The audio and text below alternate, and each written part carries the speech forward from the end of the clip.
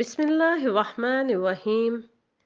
रब्बी इश्रह ली सदरी वयस्सिर ली अमरी वहलुल उक़्दतम मिन लिसानी यफ़क़हू क़ौली। नाज़रीन इकराम, अस्सलाम वालेकुम। आज से किस्से कुरान के नाम से मज़ामीन का आगाज़ किया जा रहा है, जिसका मकसद कुरान से आगाही हासिल करना है और जो अंबिया और उनकी कौमें गुज़र चुकी हैं उनकी जिंदगियों का जायजा लेना है कि आखिर क्या वजह थी कि उन पर अजाब आए और क्यों वो नीस्तो नाबूद हो गईं। नाज़रीन किराम, जैसा कि आप जानते हैं, कुरान करीम एक आसमानी किताब है, ऐसी किताब के जिसमें शक व शुबहे की गुंजाइश नहीं है, जो हमारे प्यारे नबी मोहम्मद मुस्तफ़ा सल्लल्लाहु अलैहि वसल्लम पर नाजिल हुई। इस अजीम तरीन किताब से हम उसी वक्त फायदा उठा सकते हैं जब इसे दुरुस्त तरीके से समझें।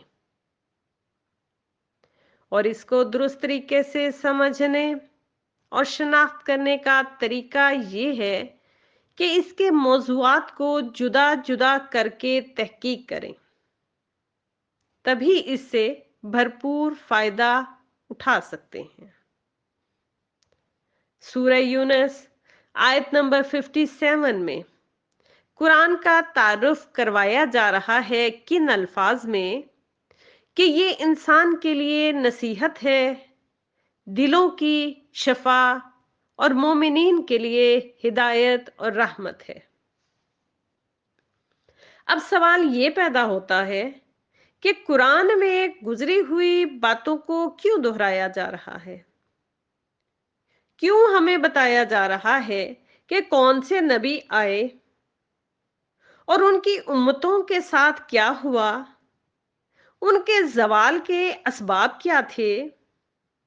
तो नाजरीन, इसका जवाब ये है क्योंकि इंसान की जिंदगी तजर्बात पर मुश्तमिल है और हम जो तजर्बा हासिल करते हैं वो अपनी अगली नस्लों को मुंतकिल करते हैं और इंसान इससे फायदा हासिल करते हुए तरक्की की मनाजिल तय करता है।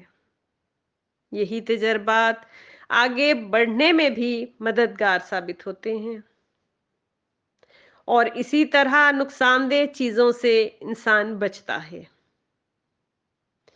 कुरान करीम का एक अहम तरीन हिस्सा गुजरे हुए अंबिया और नज़ूल कुरान के वक्त पेश आने वाले वाक़यात पर मुश्तमिल है,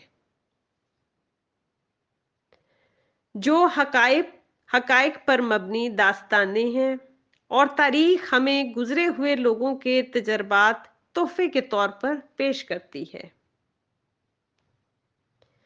क्यों पेश करती है कि आज की जिंदगी में शायद ही कोई ऐसा हादसा या वाकया होगा जिसकी मिसाल माजी में ना मिलती हो, क्योंकि तारीख अपने आप को दोहराती है।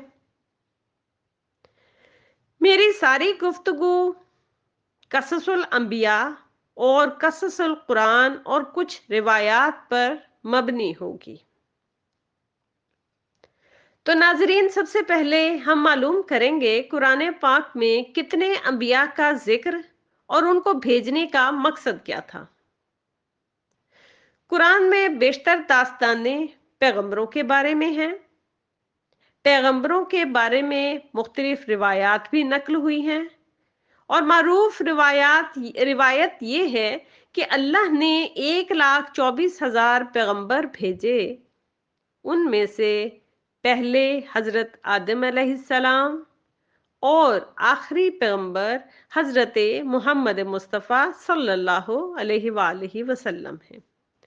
अंबिया का भेजने का मकसद अगर एक जुमले में बयान करना हो तो वो ये है कि उनका हदफ और मकसद तज़किया नफ्स और बेहतर तौर पर इंसान की तरबियत करना है। कुरान में 26 अंबिया का जिक्र सराहत से हुआ। हजरत शुमोइल और हजरत खिज़र अलैहिस्सलाम का नाम अगरचे कुरान में सराहत के साथ जिक्र नहीं हुआ, उनके कुछ मतालिब का जिक्र हुआ है। تو رسول خدا صلی اللہ علیہ وآلہ وسلم کے علاوہ جن انبیاء کا ذکر قرآن میں آیا ہے، اگر ان کے ساتھ حضرت شموئیل اور حضرت خضر علیہ السلام کو بھی شامل کر لیا جائے تو ان کی تعداد 27 ہوتی ہے۔ مضامین کے پہلے حصے میں ہم ان 27 پیغمبروں کی داستانوں کا ذکر کریں گے اور دوسرے حصے میں رسول اکرم اور ان افراد کا ذکر کریں گے جن کے بارے میں قرآن نے تفصیل سے بیان کیا ہے۔